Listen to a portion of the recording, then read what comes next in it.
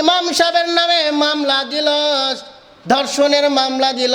এলাকার ছোট্ট একটা মেয়েকে ধর্ষণ করেছে, এর মামলা দেওয়া হলো ইমাম সাহেবের নামে।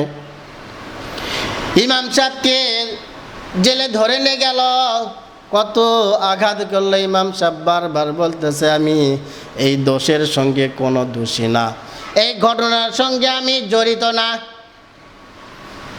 ইমাম সাহেবের কথা মতো ডিএনএ টেস্ট করা হলো ওই মেয়ের।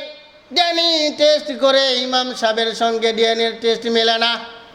এবার আদালত থেকে আবার নির্দেশ দেওয়া হলো, যাও আবারও ডিএনএ টেস্ট করো। এবার পুলিশেরা সন্দেহ করে ওই মেয়ের বড় ভাইয়ের সঙ্গে ডিএনএ টেস্ট করলো, হব মিলে যায়। এবার পুলিশ মেয়ের বড় ভাইকে ধরে নিয়ে গেল, ধরে নিয়ে গিয়ে বলতেছে প্রমাণ আছে, তোমার সঙ্গে ডিএনএ টেস্ট মিলে গেল, কারণটা কি বলো? এবার ওই মেয়ের বড় ভাই বলতেছে আমি আমার ছোট বোনকে ডেকে ধর্ষণ করলাম, কিন্তু আমার বোন যখন গর্ভবতী হলো, বোনকে আমি ভয় দেখালাম, যদি লোকের কাছে বলিস তোকে আমি হত্যা করে ফেলে দিব। কিন্তু আমাকে যে ঘটনাটা ঘটেছে একটা তো বাঁচার উপায় বের করা হবে। এই জন্য ইমাম সাহেব সাদা সরল সাদা মানুষ, ইমাম সাহেবের ঘাড়ে চাপাই দিলাম। তাহলে নিয়ত কত বড় খারাপ। আজ থেকে 3 থেকে 4 দিন আগে আমাদের কাছে একটা আপডেট কিন্তু বাঁচতেছে, মাদ্রাসার শিক্ষক ছাত্রী 11 বছরের ছাত্রীকে ধর্ষণ মামলা বর্তমান চলতেছে ট্রেন্ডিংয়ে।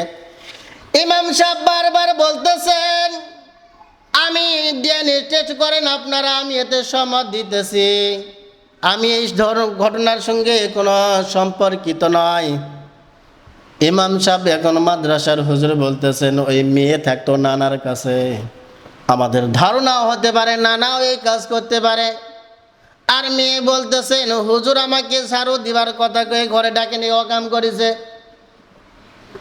আসলে আদালতে যে প্রশাসনের ভাইয়েরা যে 3 দিনের রিমান্ড চাইল ওই হুজুরের, কিন্তু একটা ব্যক্তি বারবার বলতেছেন আমি এই ঘটনার সঙ্গে সম্পর্কিত নয়, ডিএনএ টেস্ট করা হয়, আমাদের মনে হয় ডিএনএ টেস্ট করলে সঠিক তথ্য বাড়াবে না?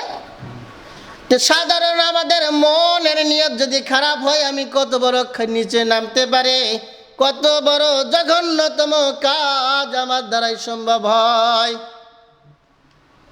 তা শুন, সর্বপ্রথম আমরা আমাদের নিয়তগুলো শুদ্ধ করি।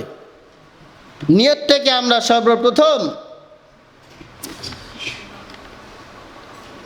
সর্বপ্রথম আমরা নিয়ত আমাদের সহি করি। কোরবানি আসতেছে, আমরা কোরবানি দিব, আল্লাহ গোস্তও খাবে না, রক্তও নিবে না, কিছুই নিবে না, সব আমরাই গ্রহণ করব। আল্লাহ রব্বুল আলামিন শুধু আমাদের তাকওয়া নিয়তখানা দেখবেন, কতটুকু আল্লাহর উপর আমরা তাওয়াক্কুল করতেছি।